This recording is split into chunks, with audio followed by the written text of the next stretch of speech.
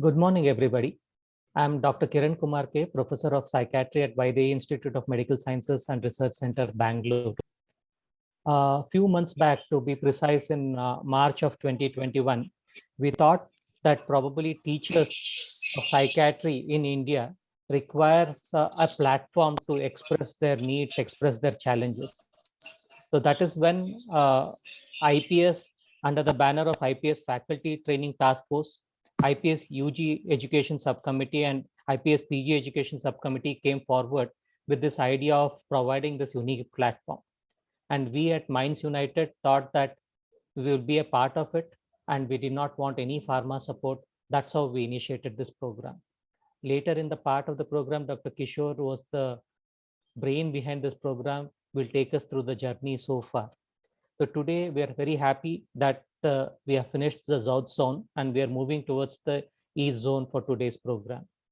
For coordinating this program, I invite the EC coordinator of PG Task Force, of Faculty Task Force, Dr. Sujit Circle, who will be taking on this program for the East zone. So I welcome you, sir, and I request you to carry on the proceedings for the day.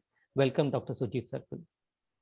Thank you, Dr. Kiran. I am happy to have taken the baton from Dr. Kishore and Dr. Kiran, who have been instrumental in organizing it in such an exemplary manner, starting from the South Zone, and it's a very popular program.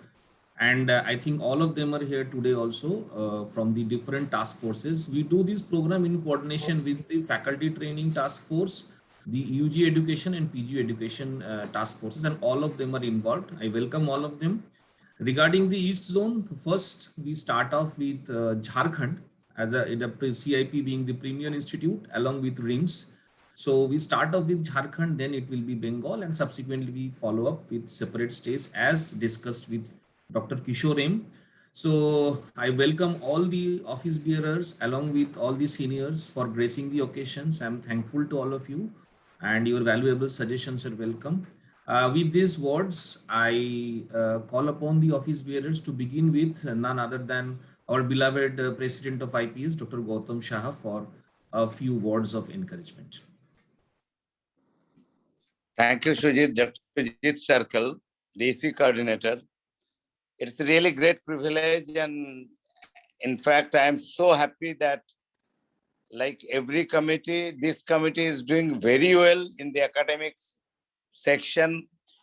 They have done, you people have done very well. At the outset, I must thank to Dr. Kishore M, the chairperson of the faculty training, Dr. Shilpa, Dr.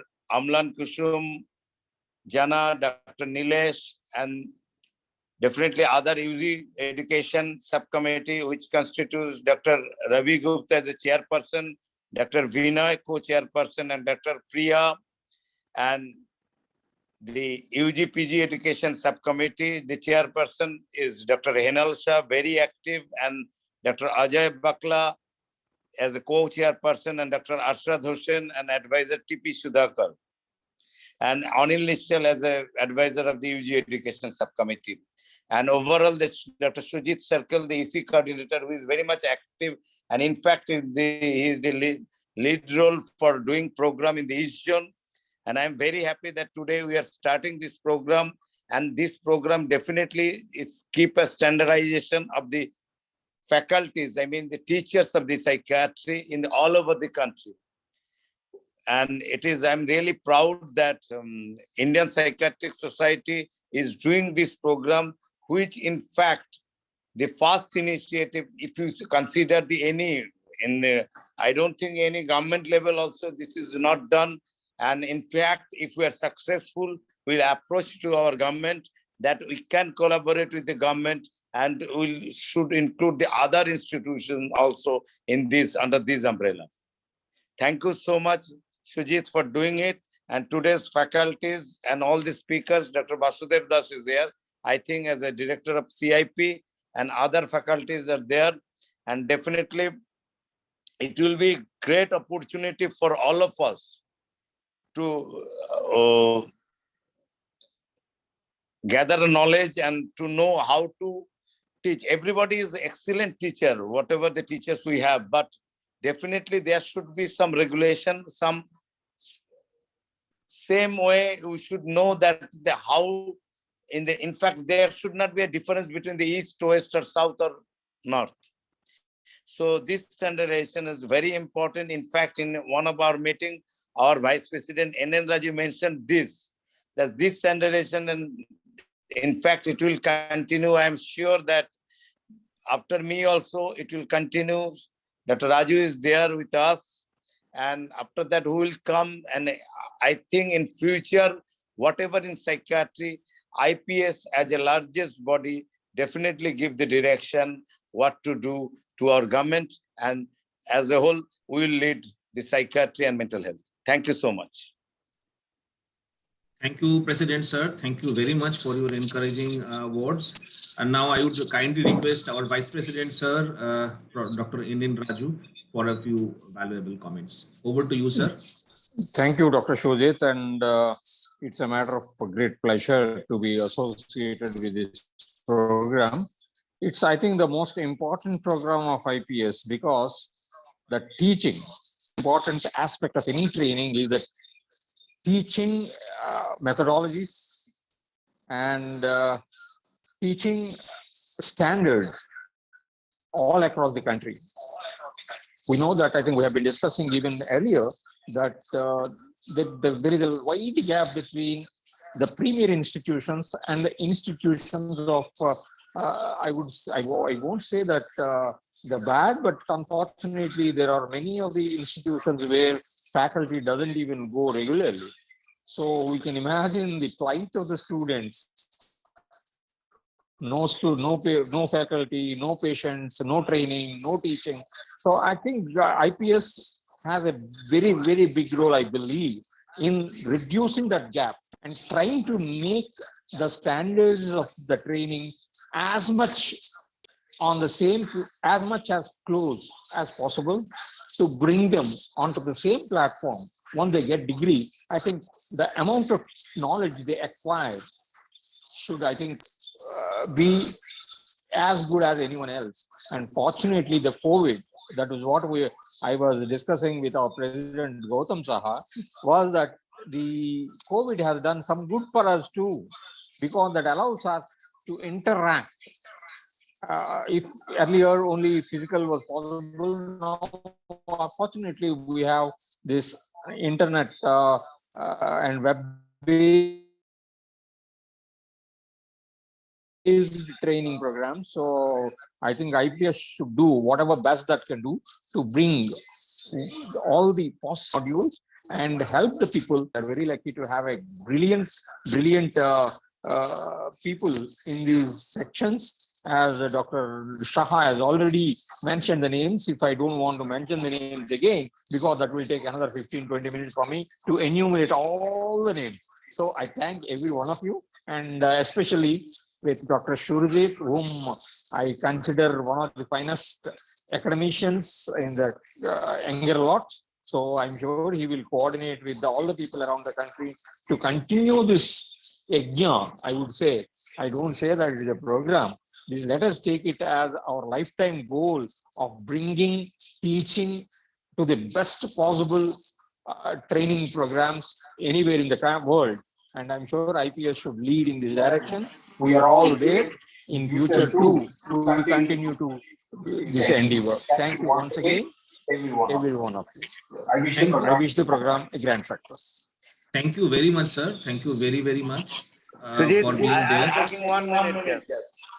Because as you are doing a fantastic program, I request you and Dr. Kishore and Dr. Henels and all of you, Dr. Ravi, please at the end by 15th November, give some material to us, then we can publish it. Maybe if possible, it is in the Journal of Psychiatry, we'll talk to our editor. And also in the what we have decided in the yearbook of psychiatry, and ultimately if we give some suggestion, and if it is in written form, we can suggest to our government also, as our knowledge, whatever the program we have done out of this, what we gathered. That will be definitely one of the most important thing from IPS we can do. Right? Thank you. Thank you, sir. We'll definitely plan accordingly. Do we? I have been told by Dr. Kishore in the message box that Professor TSS Rao, I think, sir, will be joining shortly. Professor OP Singh has sent his best wishes. Sir is in flight to Delhi and he will be landing at 1 p.m. So he has expressed his regrets, but has given the best wishes and has promised, like before, that he will be joining most of the programs because he has been a part of this program before also. So he will be joining the next program onwards. Can we have our treasurer, sir, Dr. KK Mishra? Sir, I think I saw, sir. Is Mishra, sir, here?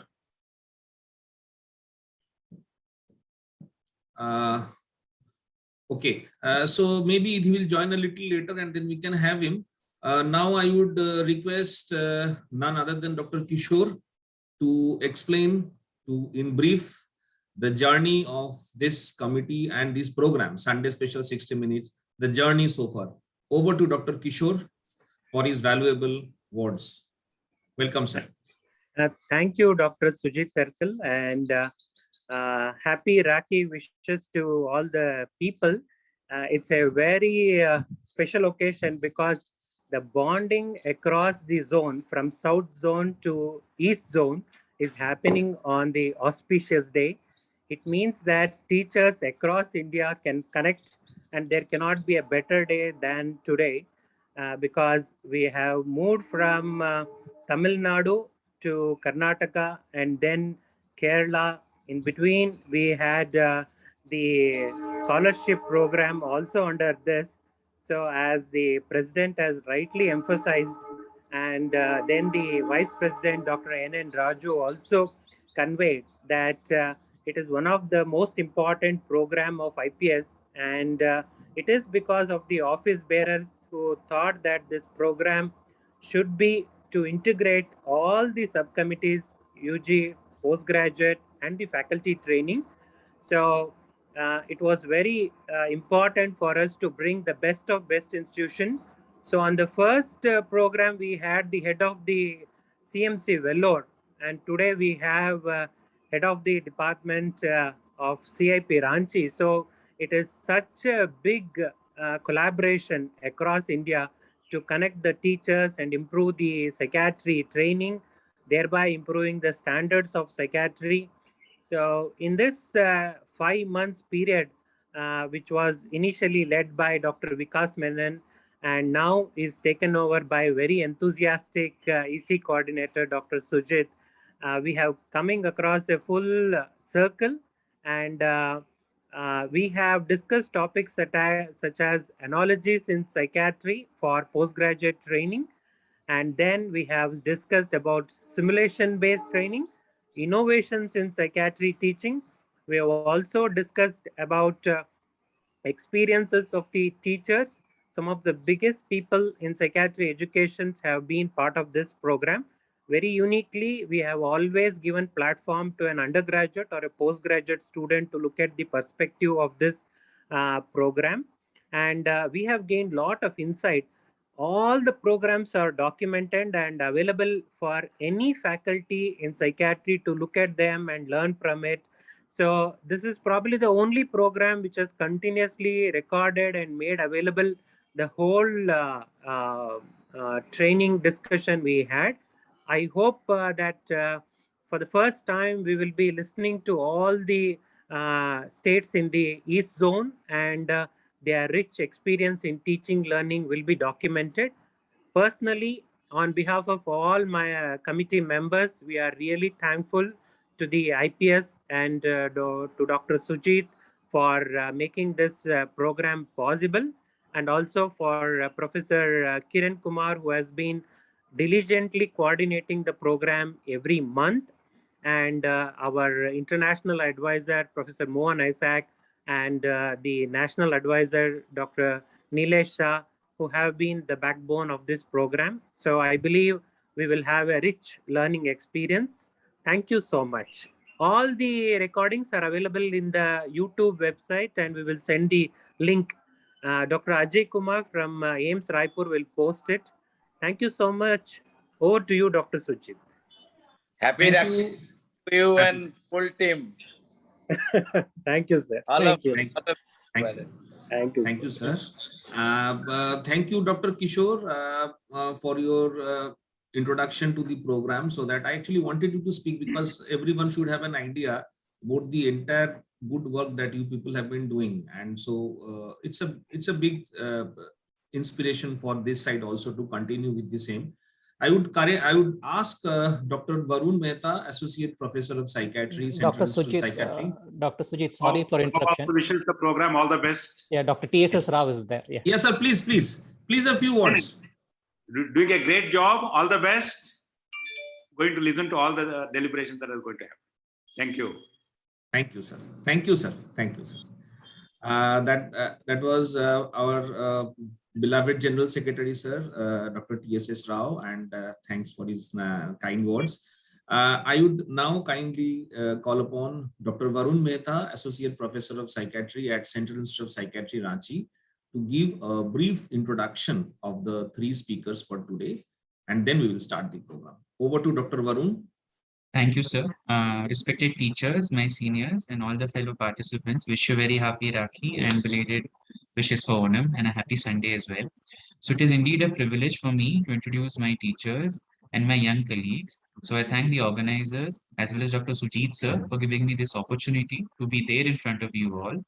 So to start with, we have the director of our institute, Director Central Institute of Psychiatry, Ranchi, Professor Dr. Basudev Das, who has decades of experience of teaching and would be speaking today on his experiences of 2 decades of teaching in a premier psychiatric institute. And after him, we would have a senior resident, Dr. Ravi Kisku. He is a pass out from Central Institute of Psychiatry and he's currently a senior resident at Rajendra Institute of Medical Sciences, RIMS Ranchi. And after him, we have a young trainee. She is a post DPM, MD final year resident at the institute, and her name is Dr. Samiksha Singhai. And she'll be speaking about her experiences, her perspective of learning descriptive psychopathology. And I look forward to this enriching experience. Thank you once again. Thank you, Dr. Varun, for the introduction of the topics and the speakers. Before calling upon the speakers, I will just simply reiterate that basically we have 3 speakers as per the usual module. First is by either a professor or a associate professor, basically a senior teacher for 10 minutes. Then we have from a senior resident oblique assistant professor, which Dr. Kisku will be doing for 10 minutes. And then we have a perspective of a junior resident or a postgraduate trainee. So this is the model that we follow, and we will have a discussion of 10 minutes together at the end of the 3 talks. So with this, I welcome the teacher of many of us, well-revered, well-experienced, lots of research experience, none other than Dr. Basudev Das. Welcome, sir, and please enlighten us with your teaching experiences. Over to you, sir. Thank you, Sujit, for giving me this opportunity. And thank you, Varun, for the nice introduction. Happy Raksha Bandhan to you all. And all the office bearers of IPS and the task force of UG, PG, as well as faculty training program. So I have been basically asked to share my experience, teaching experience of 2 decades in a premier institute of Central Institute of Psychiatry. So at the outset, I would like to acknowledge the efforts of Dr. Saurabh Khanra, Associate Professor of Psychiatry, for preparing the slides. So this is about me. I completed my MD in the year 2002, senior residency, then assistant professor, associate professor, professor, director professor, and finally director of CIP.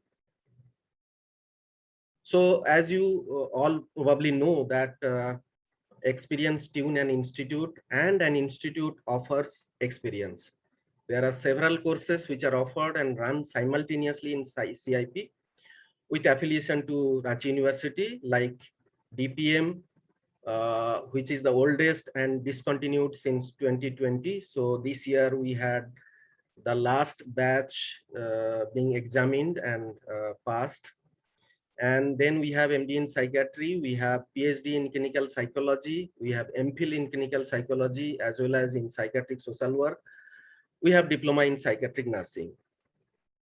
So thus teaching requires integration of teaching methods which concurrently cater and suit to trainee of multiple disciplines. So we have complete mental health professionals from psychiatrists to psychology to social work to nurses, psychiatric nurses.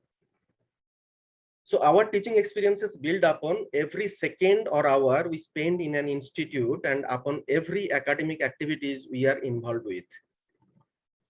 So institutional academic practices, what we have: introductory lecture classes on vast ranges of topics by consultants across all disciplines.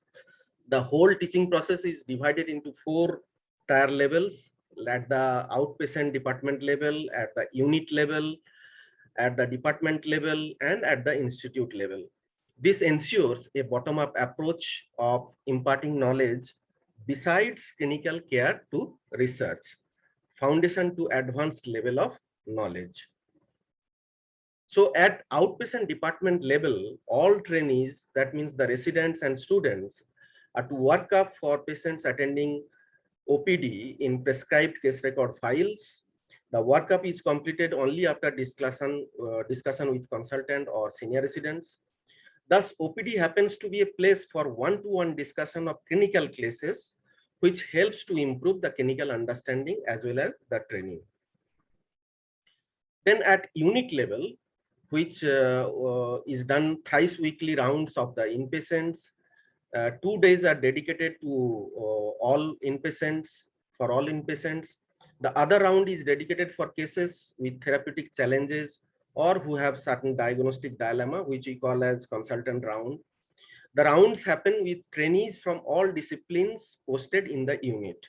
Trainees from both medical as well as non-medical courses are involved with either approaches of the management of inpatient units. So at unit level, a team with trainees from all disciplines are formed for each inpatient.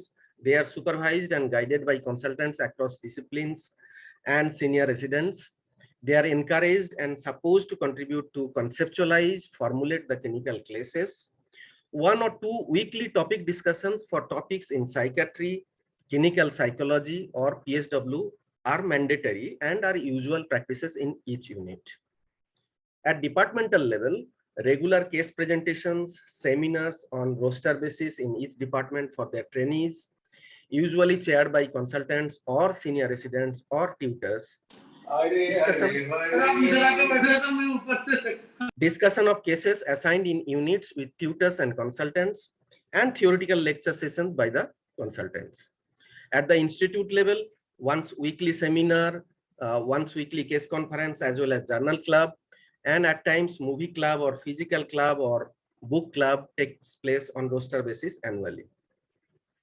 So at the institute level, all residents, trainees, tutors, consultants of the institute are present and contribute to the academic discussion. All residents and trainees are encouraged and guided to participate and contribute to the discussion. Thus, this is an excellent forum to observe, to exchange ideas with help from a critical knowledge base in mind. Eventually, many of them additionally get to learn how to express own idea, how to agree or disagree on their peers' ideas and views.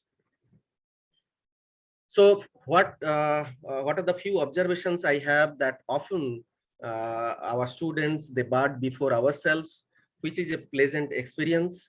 After an inadequate performances in the initial days, many of them improve significantly towards the end of their courses, which is a very satisfying experience. Many of them grow as a person, also including their social and interpersonal levels.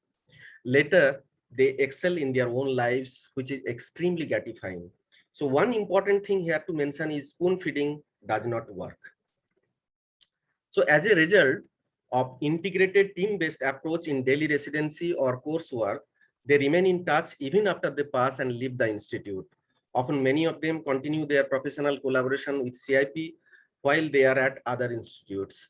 Encouraging an open, free, and non-judgmental guided discussion and interaction helps trainees in long term. Maintaining optimum discipline and structured coursework is beneficial. Bidirectional teaching work is a must. Evidence-based teaching is the necessity. Providing a balanced and rotating exposure across units and subspecialties is required, and feedback to trainees is helpful too, as well as by the trainees. So some ideas which I have in terms of digitalization, newer ideas may be adopted. The training curriculum should incorporate both peer and leadership qualities. Institute should include academic programs in view of this. Academic programs should evolve regularly based on need of the population a trainee is supposed to serve in the future. That is the utmost important. Thank you. Thank you once again for giving me this opportunity.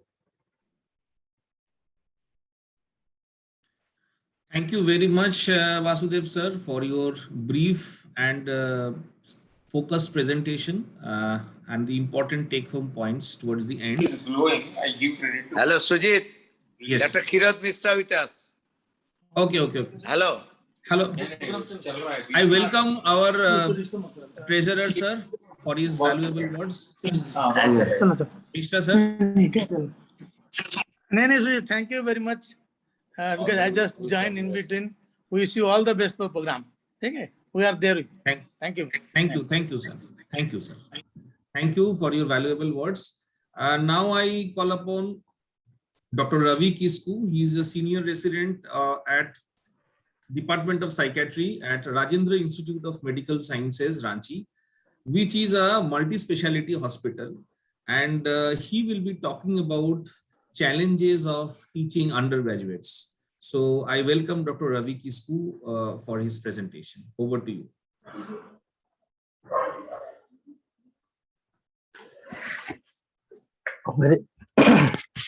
A very good morning to all respected dignitaries, colleagues, and juniors attending today's special program.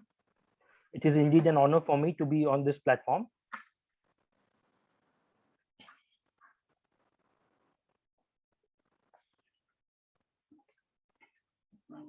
I'll start with the basic introduction. The increasing prevalence of diabetes and hypertension and other lifestyle-related diseases in modern times has led to increase in awareness of their management, with the result that a majority of these cases are being managed well by the primary care physicians themselves.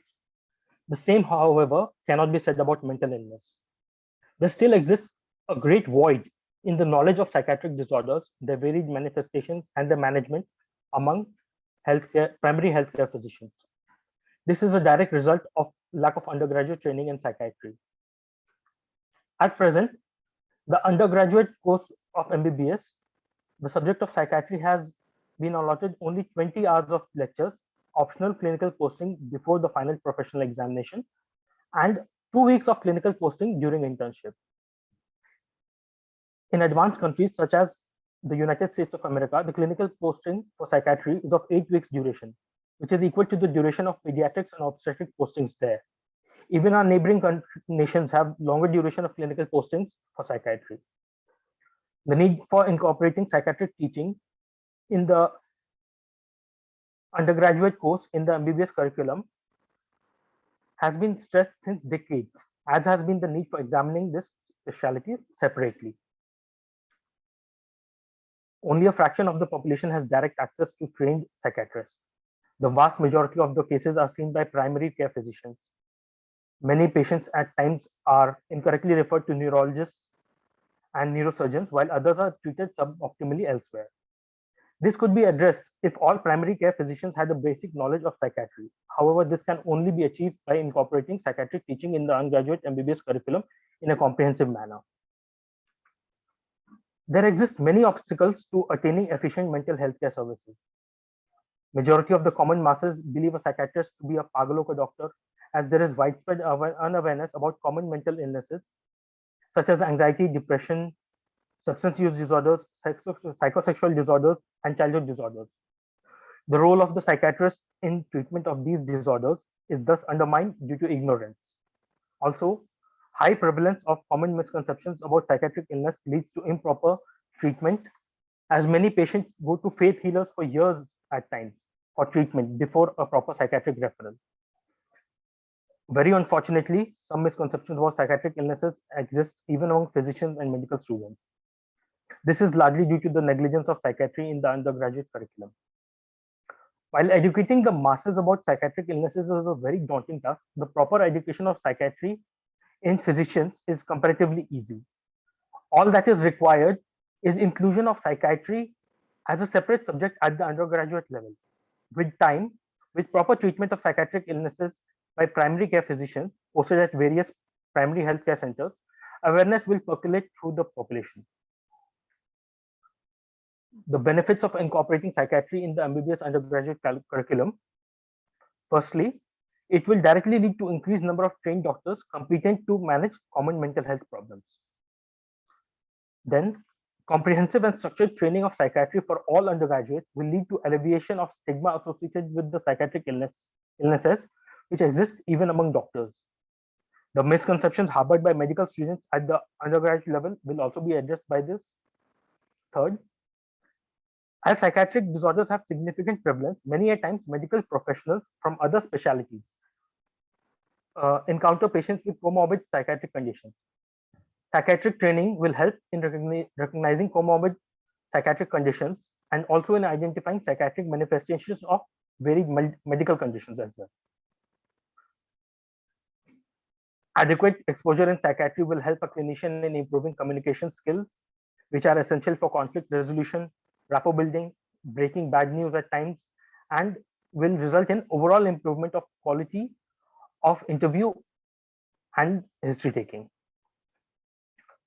Psychiatric training at the undergraduate level will lead to sparing of precious government resources, as the government carries out basic psychiatric training for primary care physicians at regular intervals. These trainings are of short duration, and the absence of hands-on training limits their utility. The inclusion of psychiatry in the undergraduate curriculum will ameliorate the need for additional such training programs. The unmet needs for recognizing danger signs of suicide attempts and depression in the general population is in itself a great indicator of the deficiency of psychiatric training at the undergraduate level. Modern lifestyles are associated with increased stress levels, and we can only expect the suicide rates to increase, especially among the young. Early recognition of danger signs and timely referral are essential for suicide prevention, and the modern clinician needs to be suitably trained in psychiatry to deal with this problem.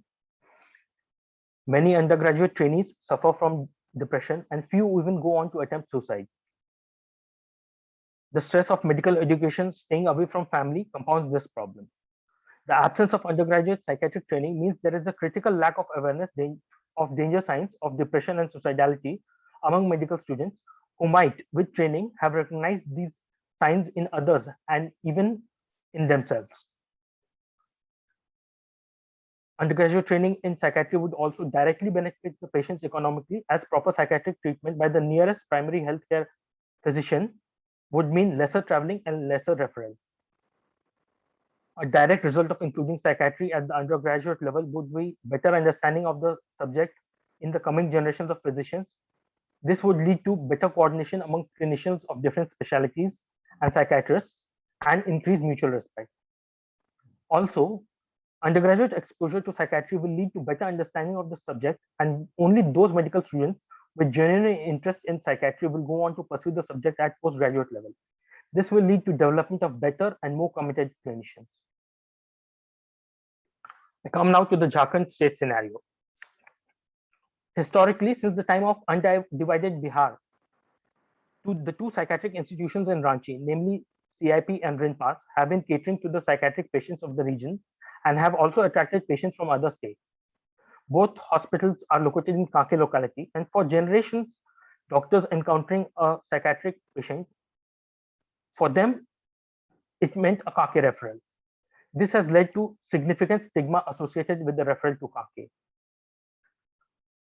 The lack of psychiatric training meant that negative connotation with Kanke prevailed over time. For the entire undivided state, psychiatry clinical posting was conducted at RENPAS. Lack of adequate manpower and teaching facility meant that trainees never completed the 15 days posting sincerely. The present day scenario is not much different. Stigma associated with referral to these two institutions still exists, and even those patients who have been successfully treated here are derogatorily referred to as Kake return. Although new medical colleges have come up in the state, none have a dedicated ward for psychiatric patients. There is a severe lack of manpower as evidenced by the fact that RENPAS has only 2 faculty members and the MD course of the institution is currently not recognized.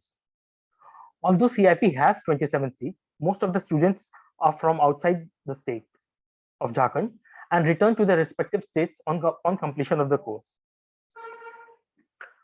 While CIP and RENPAS strive to be centers of excellence in psychiatric care, there is absolute negligence of psychiatric teaching in the other medical colleges of Jharkhand. This table shows how much exactly the norms are not being met in the other medical colleges of Jharkhand. There is severe lack of faculty and facilities. The medical colleges of Jharkhand are operating without psychiatry ward, which is in non-observance of the norms of recognition laid down by the National Medical Council. In this regard, the Jharkhand State Branch of the Indian Psychiatric Society has drafted a letter entailing the requirements of psychiatric units and faculty recruitment, along with all various requirements for medical colleges of Jharkhand. This letter has already been submitted to the health minister of the state, but no concrete steps have been taken by the government in this regard, probably due to the fact that as the coronavirus outbreak has taken precedence at the moment. Finally, the need of the hour.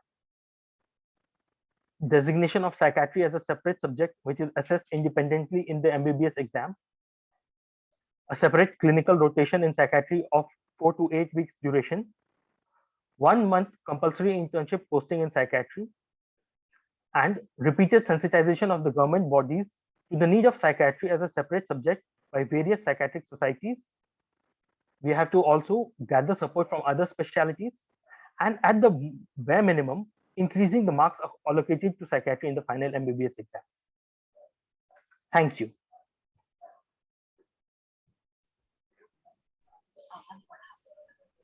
Thanks a lot, Dr. Ravi Kisku, for having covered such a broad area in such a short period of time. And I think the points that you have raised are all very, very relevant for UG teaching of psychiatry in general and for your state in particular. Could you just stop screen sharing? Yes. Next, thank you. Next, I welcome Dr. Samiksha Singhai, junior resident, post DPM junior resident at CIP Ranchi, and she will be talking about the descriptive psychopathology learning from a resident's perspective. Over to you, Dr. Samiksha. Thank you so much, sir. Sir, am I audible? Yes, you are audible. Total 5 जुलाई से लिया ना इसको एक ही cup में डालना पड़ेगा ऊपर ले उसके नीचे एलएम पे ले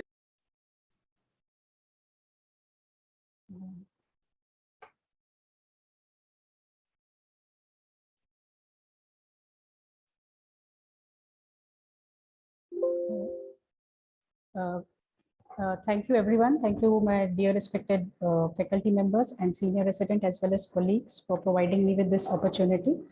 I am Dr. Samiksha Singhai, junior resident at Central Institute of Psychiatry.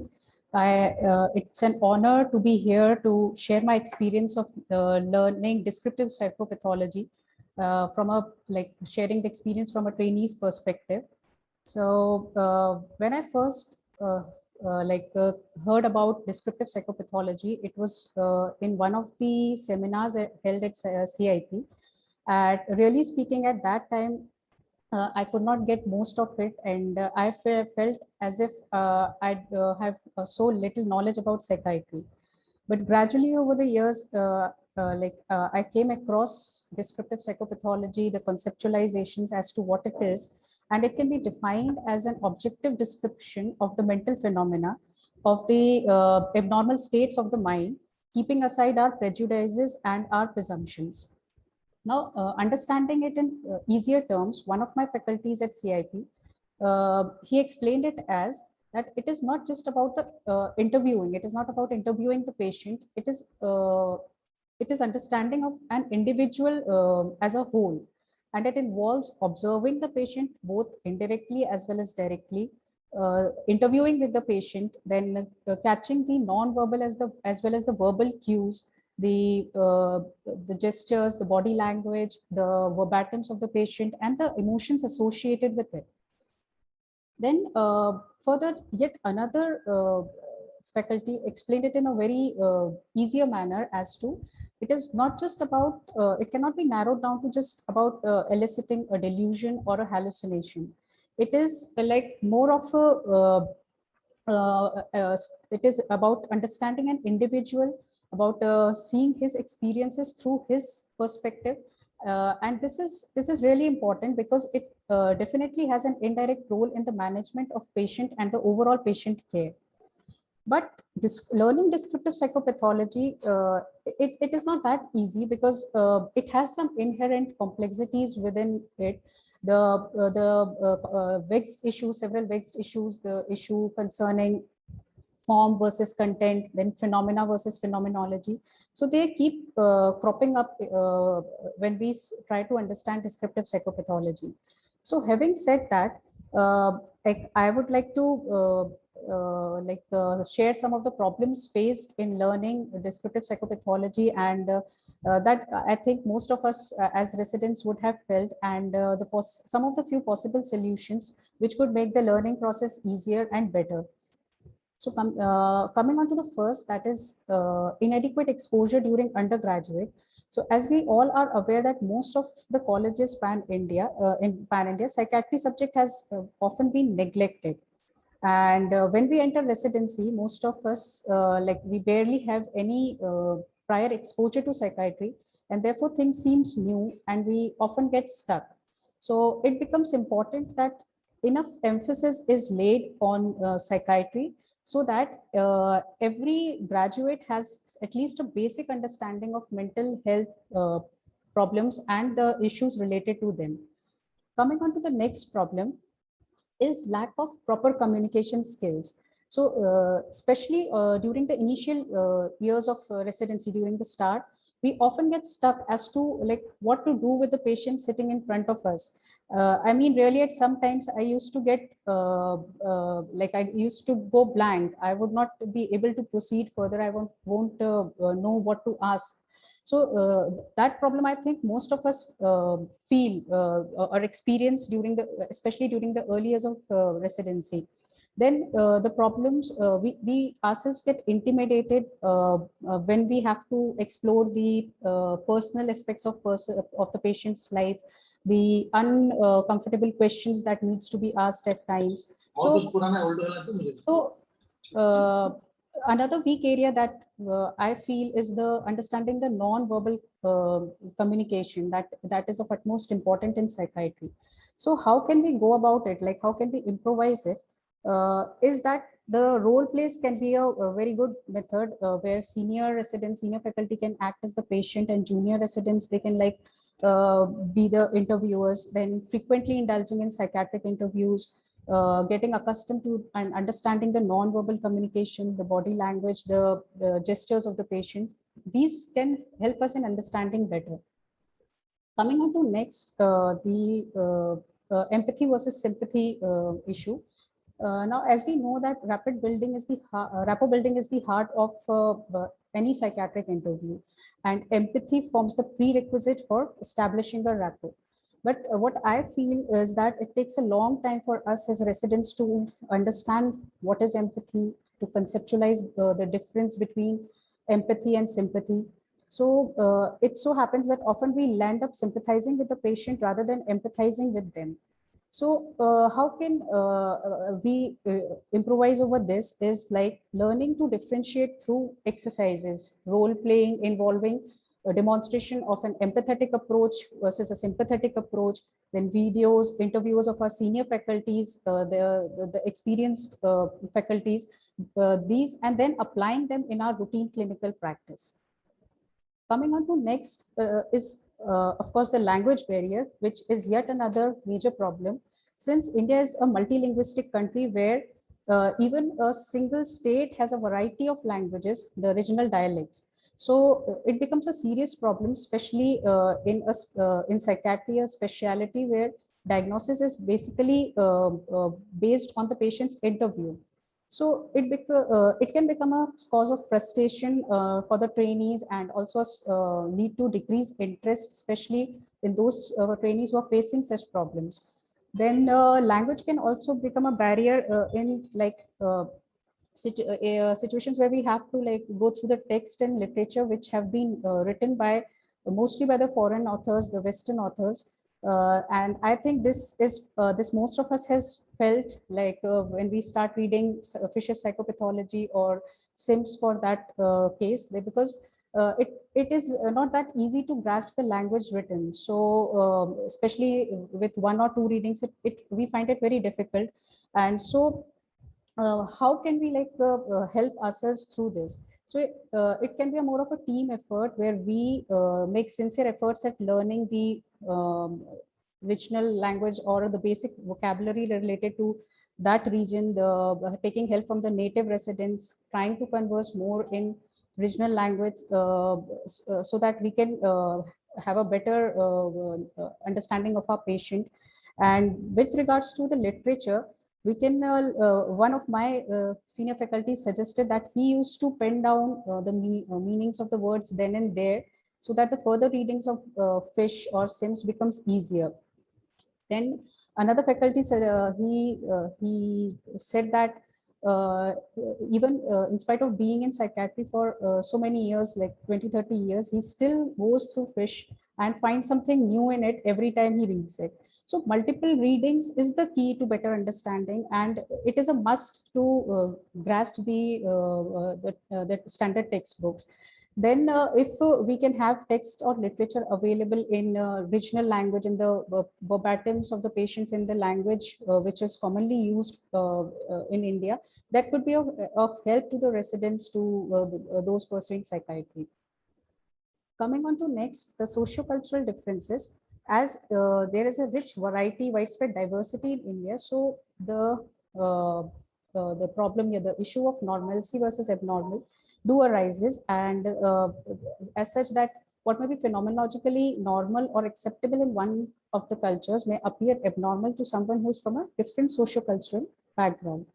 So in this case, we should never miss the opportunity to make ourselves aware about at least the common regional beliefs and cultural practices of the respective area where we are practicing. So this would help us understand our patients better.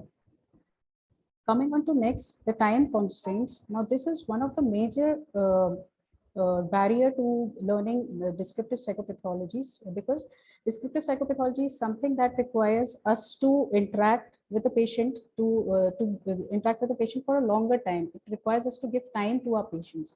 But still, increasing patient load, the high footfall, there always the issues of quantity versus quality crops up, and in such situations, the time devoted to the individuals gets limited, and the efficiency is definitely affected. In some settings, there is scarcity of mental health professionals, and so the faculty is overburdened, so teaching can be hampered in those settings. So some of these problems can be reduced by developing efficient interviewing skills, like applying techniques day in and out, so that we learn to extract much in the shortest possible time. And of course, the increasing the number of trainees would definitely help. Coming on to some of the clinical settings, it happens that psychiatry remains a backbench. The departments are not that well established. There is unavailability of faculties, and in such settings, the more of focus is on the diagnosis and the management, and psychopathology in general remains neglected. So in fact, even in our residency programs in most of the institute, it so happened that during the initial 6 months, we do focus on psychopathology. We try to understand it, but then gradually, as we enter second and the third year, it happens that our focus gets shifted to mostly on diagnosing and management of the cases. So here we should make all our efforts to keep on learning descriptive psychopathology, as it forms the fundamental basis of modern psychiatry learning as well as practice. So other aids in learning could be like frequent small discussions like focusing on psychopathology of one phenomena at a time rather than discussing the whole construct. For example, like discussing hallucinations rather than discussing the broader construct of disorders of perception. So that could help us understand better. Now, frequent bedside discussions, open discussions, case conferences, case presentation, frequent role plays, and problem-based learning, where we first go through the problem, that is, we interview the patient, we realize where we are lacking, we go back to our theoretical background, strengthen it, and then again apply it. So these could be of tremendous help in learning psychopathology. So with this, I would like to conclude that the descriptive psychopathology is a dynamic process, and we will continue to learn and unlearn. It has no definite endpoints, and so it will continue to evolve, and we will continue to learn further. So with this, I would like to end, and I would like to thank CIP, my faculty members, and all the organizers for giving me this opportunity to be here on this platform with you all and share my experience. Thank you so much. Thank you, Dr. Samiksha, for such an elaborate presentation. It was really, really nice and informative. Could you just stop screen sharing? Yeah, thank you.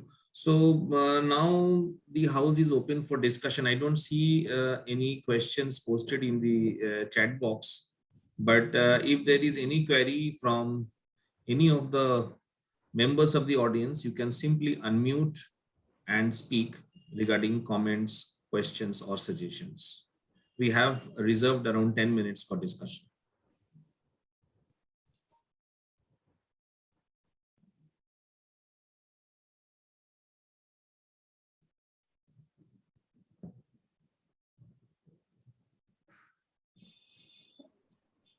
Am I audible, sir? I am Dr. Rajiv Saini. I am from Kolkata. Yes. You are audible. Please go ahead. Ajay sir, the content of the lectures is extremely good, and I appreciate all your efforts. My only submission is if we can cut down on the time that we spend on the niceties at the beginning, sir. Maybe we can restrict it to just about 5 to 7 minutes with a pre-recorded message from the chairpersons and the office bearers. So actually most of them, I have all the regards for them, and we continue to have their blessings. So bringing them on screen, and that consumes actually about 20 minutes, 25 minutes of the actual the content of the whole program, sir. If we can probably include one more lecture instead of the niceties, sir. That is my only submission. Yeah, thank you, Dr. Saini. Actually, there is a small issue here. Basically, we do not have the office bearers addresses in all the sessions. It is just basically this particular session heralds the beginning of the Eastern Zonal part. So that is why it was initially done to kind of, set the ball rolling so that all the other faculties were aware of how the program is structured and how it goes. From the next session, if you kindly follow, which we'll have next month and will be informed well in advance, there it will be just 1 or 2 minutes of brief introduction followed by starting the topics at one go. Your suggestion is well taken. Thank you. Thank you, sir. Any comments, any suggestions? I see Mohan Isaac sir is here. Thank you, sir, for coming. Any comments from your side, sir? Yes, I would like to make just a couple of comments. Yes, sir, please. I think this starting of the Eastern Zone Sunday special has begun very well. I'm delighted that I attended all the previous Sunday specials, which started a couple of months ago. Andhra Pradesh was, Telangana and Andhra Pradesh was the most recent. Before that, we had Tamil Nadu, Karnataka, Kerala. Many well-known institutions and faculty from well-known institutions as well as very ordinary medical colleges and faculty, as well as students from such colleges were involved. This include institutions such as St. John's Medical College, the Christian Medical College, Vellore, etc., as well as Government Medical College, Kottayam in Kerala, Government Medical College, Palakkad. They are not, premier institutes of the kind which was referred to initially. Today, the point I'm raising all this is, in a way, I think today the program is primarily a kind of a program, although people who have spoken now from various places, it's a kind of showcasing of teaching in the Central Institute of Psychiatry. The director spoke, then Ravi Kisku is an old student, although he is in Rajendra Institute of Medical Sciences. He is somebody who is trained in DPM, from CIP, and also the Samiksha, who is post DPM but currently CIP. So I was just reminded of a number of things. That the CIP is perhaps the oldest, formal training institute in the country, much before All India Institute of Mental Health came up, that is the current NIMHANS in 1954. Then, of course, post-graduation started in big institutes such as All India Institute of Medical Sciences, PGI, Chandigarh, and all that. So Ranchi has a historical importance. And I'm delighted that today's, the experiences is shared by a very senior teacher, not just a senior teacher, he's also administratively very important. He is the director of, CIP Ranchi. While listening to Dr. Vasudev Das, I was reminded of my own association with CIP and also the very distinguished predecessor directors, many of whom I had a personal rapport with. I mean, I was thinking of the writings of Colonel Berkeley Hill, Colonel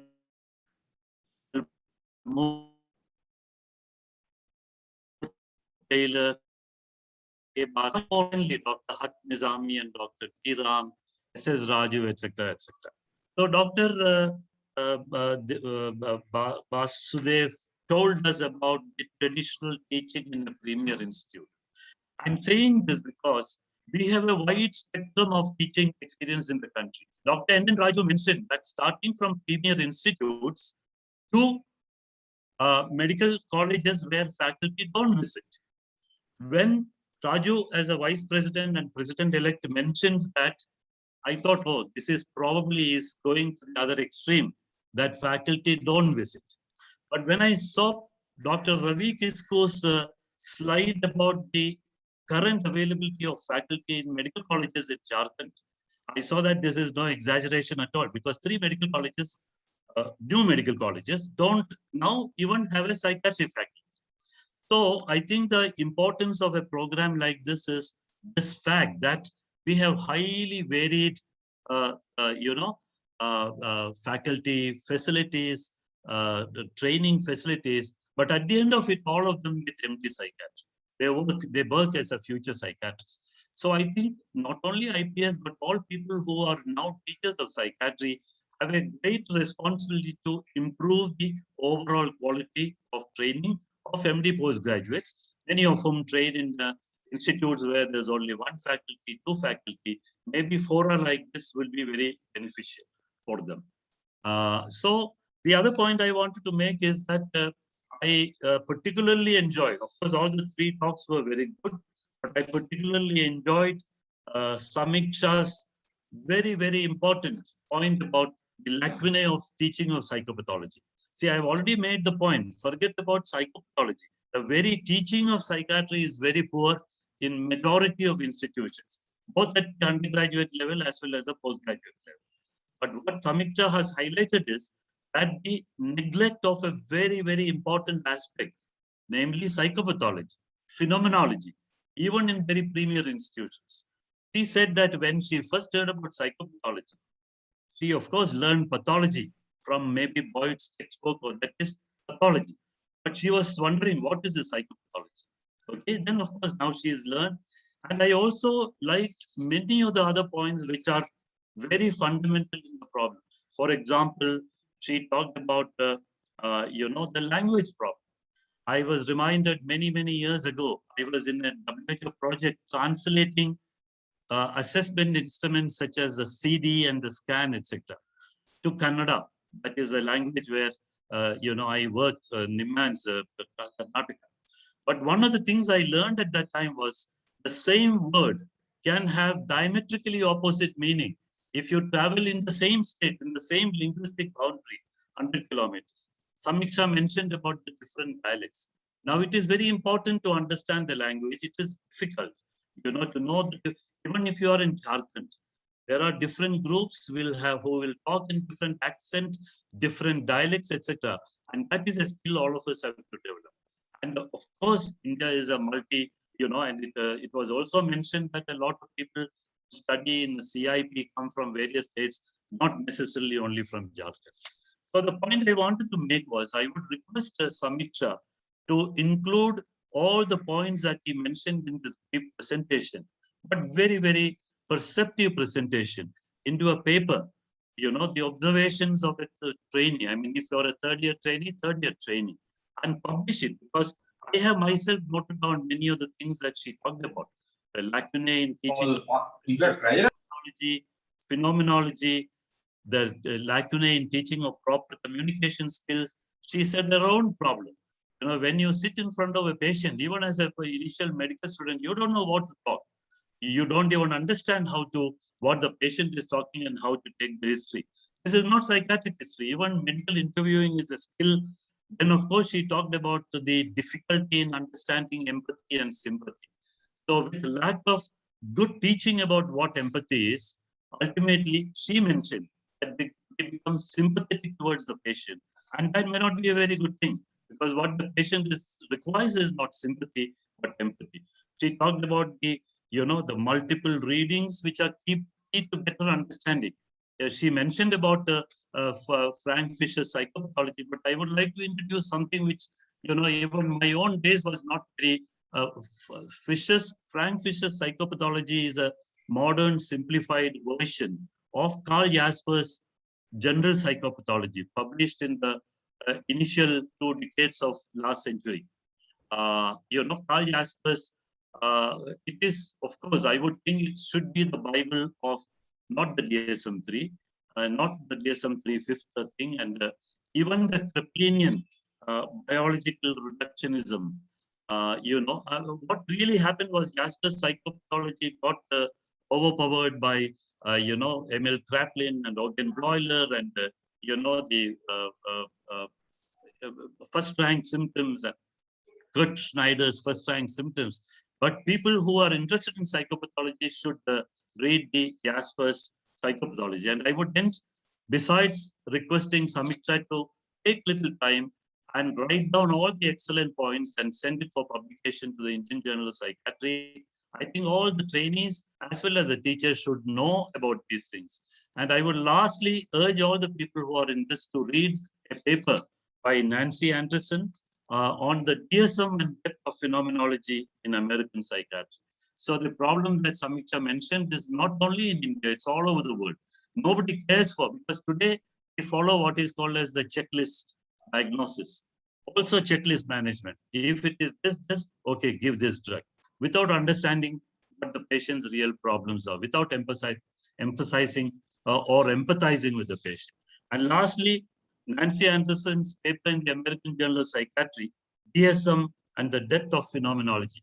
Nancy Anderson says that one of the unintended consequences of DSM, criteria-based diagnosis, is the death of psychopathology.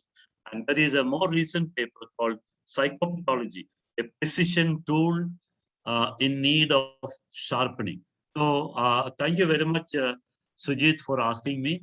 You have begun very well. I hope to attend also the future ones in Eastern Psychiatry, because I know little about Eastern Psychiatry. I learned a lot about Jharkhand, not about the richness of the facilities, but the lacunae of that. So I want to thank all the 3 speakers and thank Sujit for asking me to make some comments. Thank you.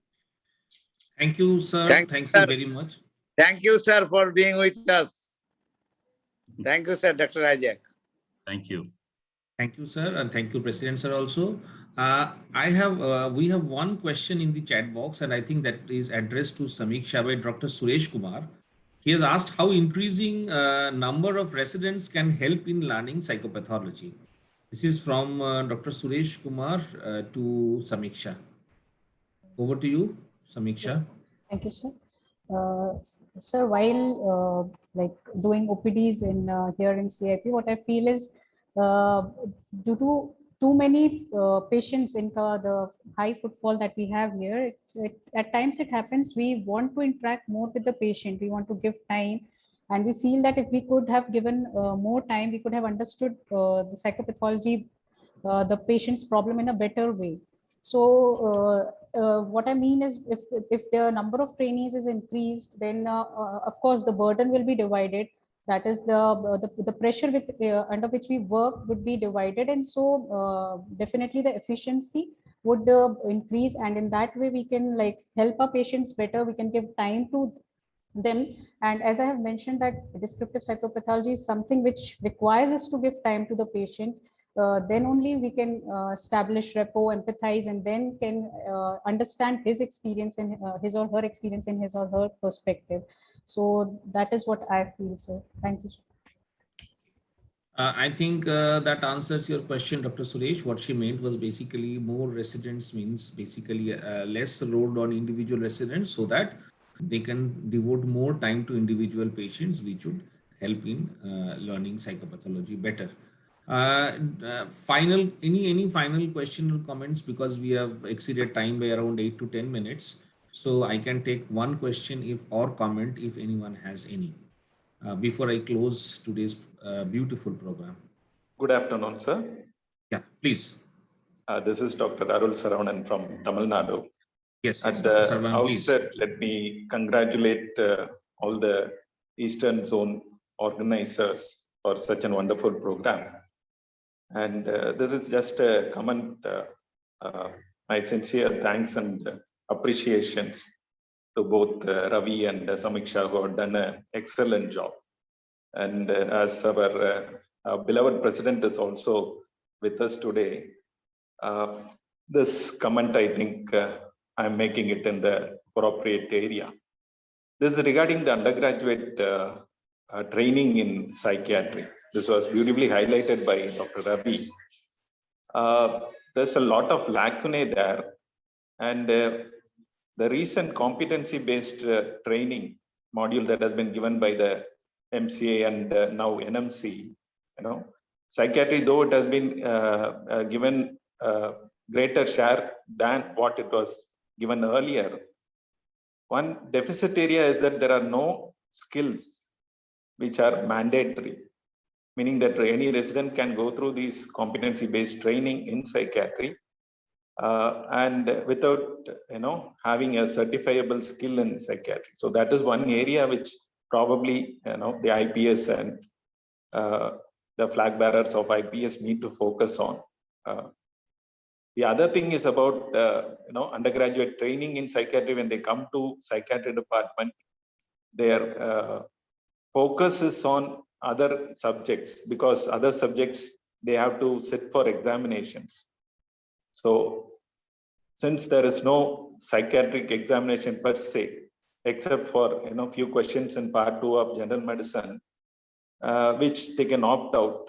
So there is no real driving force for the undergraduate trainee to read and know something more about psychiatry. And this is probably the right time, I feel, because of the COVID pandemic and its ensuing problems.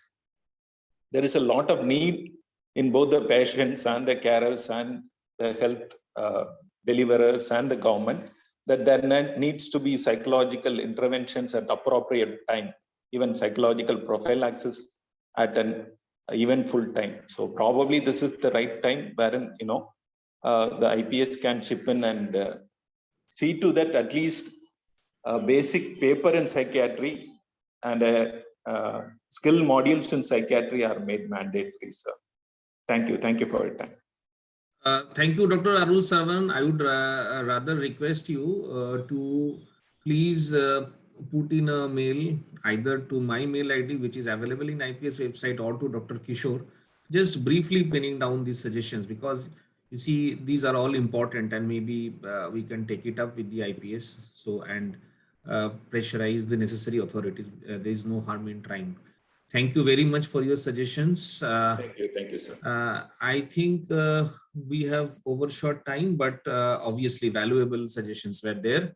And I thank everyone, Dr. Kiran, Dr. Kishore, the office bearers of IPS, Dr. Mohan Isaac, Dr. Varun, all the speakers, Dr. Vasudev Das, Dr. Samiksha, Dr. Ravi Kisku. Specifically, I would also ask Dr. Ravi Kisku to pen down his points, which he has beautifully highlighted about the lacunae of teaching faculty in Jharkhand in particular, which is greatly impacting psychiatry teaching in the state.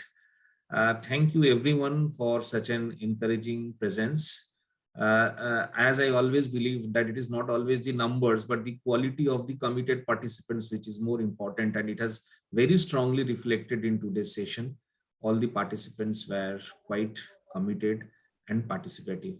With this, I thank you all, and I will be sharing for the next month's program well ahead of time, so that you can participate with proper notice. Thank you all. Over to Dr. Kiran. You can close it. And I thank you, everybody. Thank you, sir. Thank you all the participants. The recording of the program will be made available by tomorrow morning in the respective groups, also in the official email by EIPS. Thank you for your active participation. I'll conclude the program with this. Thank you very much. Thank you.